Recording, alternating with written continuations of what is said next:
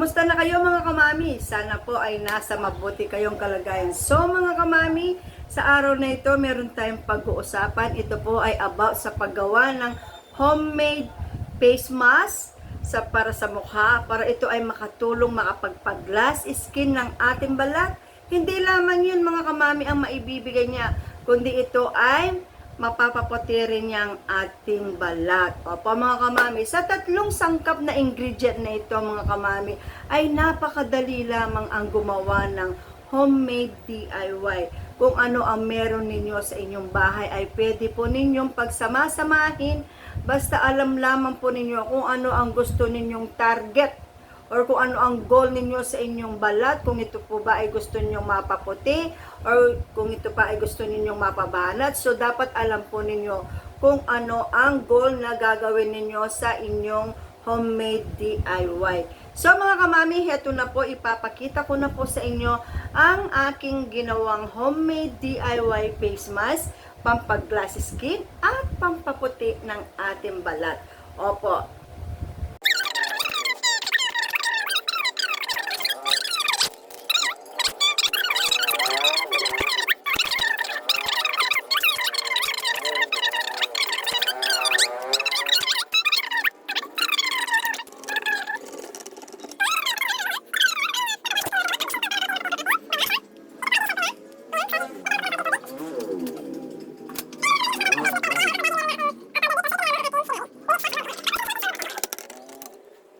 Mga kamami, kailangan din natin ng oatmeal. Ayan. Si oatmeal po. So, lalagyan natin siya ng isang kutsarang oatmeal. Ayan. So, imimix natin together. Alam po ninyo, ang oatmeal ay napakaganda rin sa balat kapag siya ay hinalo natin sa ating paggawa ng DIY. Nakakatulong ito para mapanatiling youthful, malinis, smooth ang ating skin.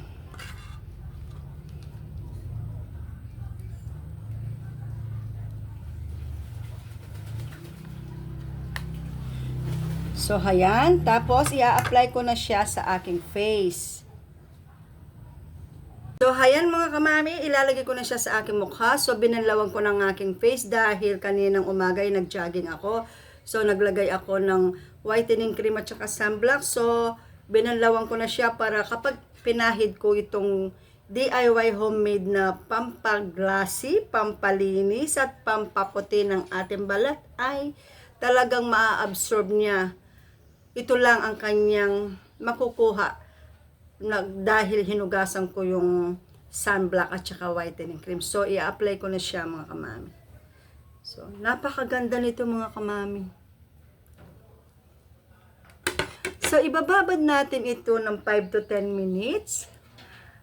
Nasa sa inyo kung gusto niyo siya ng hanggang 10 minutes. Pero ako po usually kapag 5 minutes lamang po. Dahil ito ay may sabon. So, syempre alam naman natin na ang face natin ay manipis ang balat. Any whitening soap po pwede. Hindi po kailangan na kung ano yung ginamit ko ay yun din po ang gawin ninyo. Kung ano po yung ginagamit ninyong whitening soap, pwede po yun.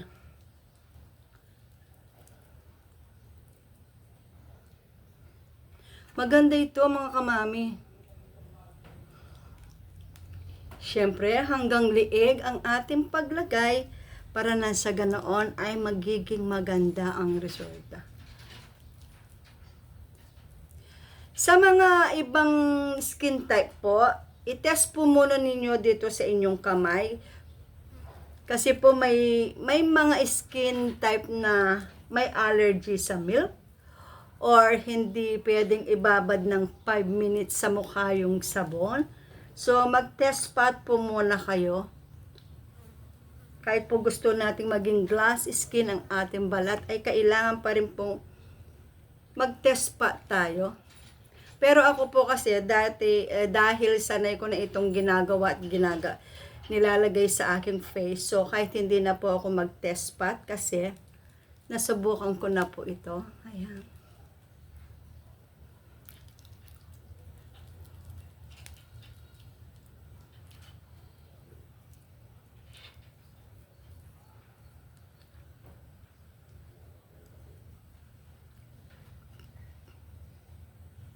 At syempre mga kamami, lalagyan ko din itong aking kamay. Syempre may tira po para hindi masayang. So lalagyan ko na rin po. Ayan.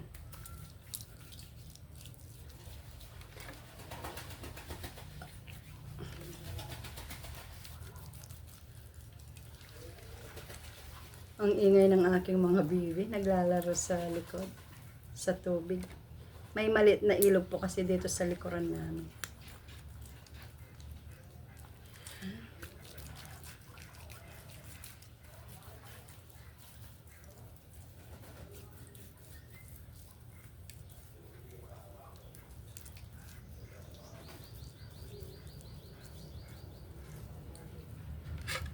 Dito po sa siko.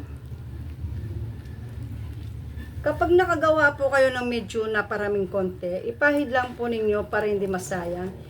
Ipahid po ninyo sa inyong kamay, or sa paa, or sa mga may itim na bahagi. Alimbawa sa tuhod, sa siko, or minsan po sa liig.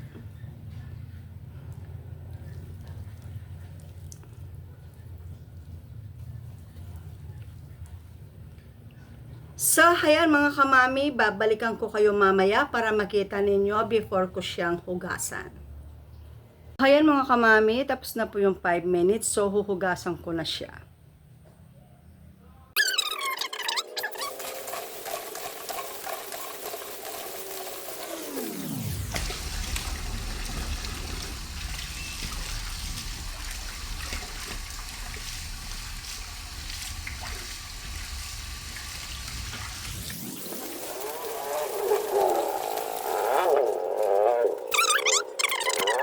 So, ayan mga kamami, nakita naman po ninyo nung ginawa ko siya, kung paano ko siya ginawa, at kung paano ko pinaghalo-halo yung tatlong sangkap na yun.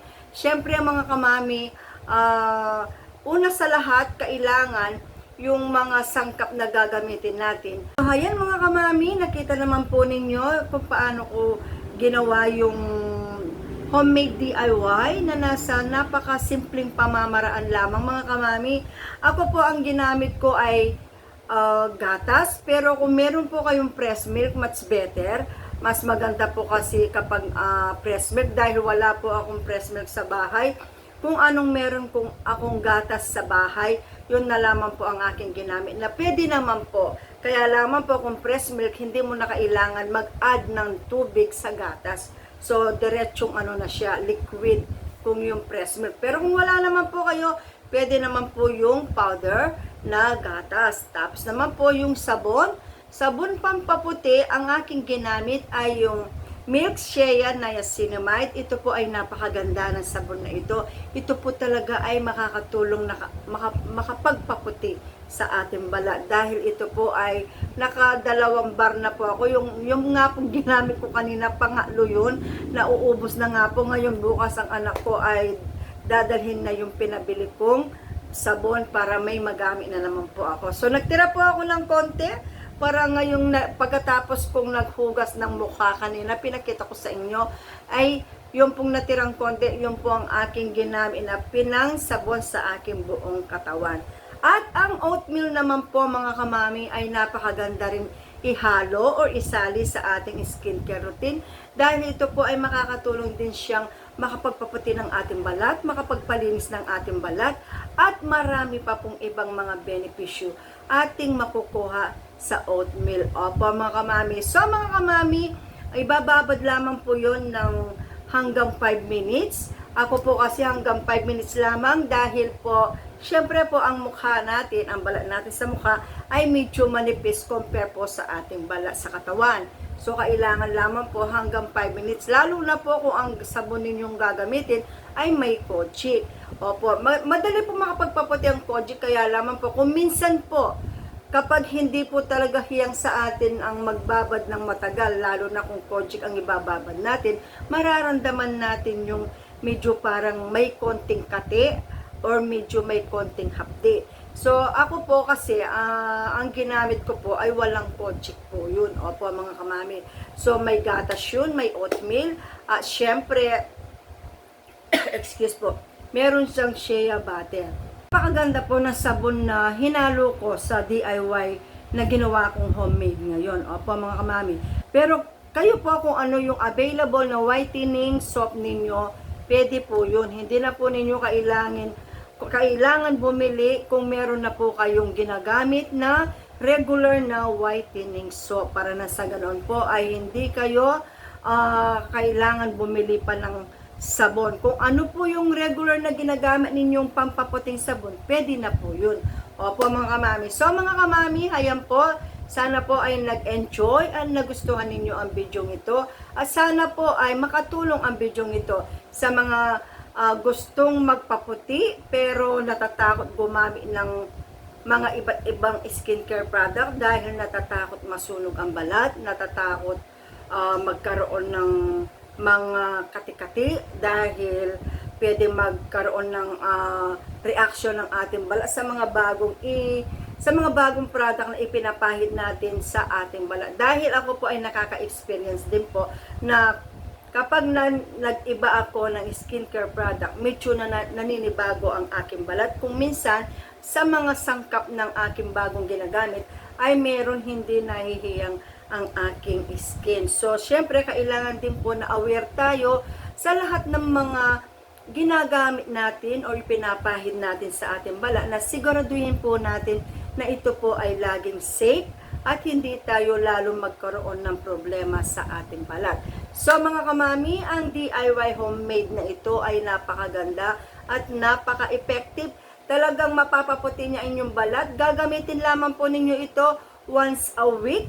So sa isang buwan po ay 4 times lamang po natin dapat gamitin ito. Para po sa akin, hindi ko po alam sa iba kung may gumagamit na po nito.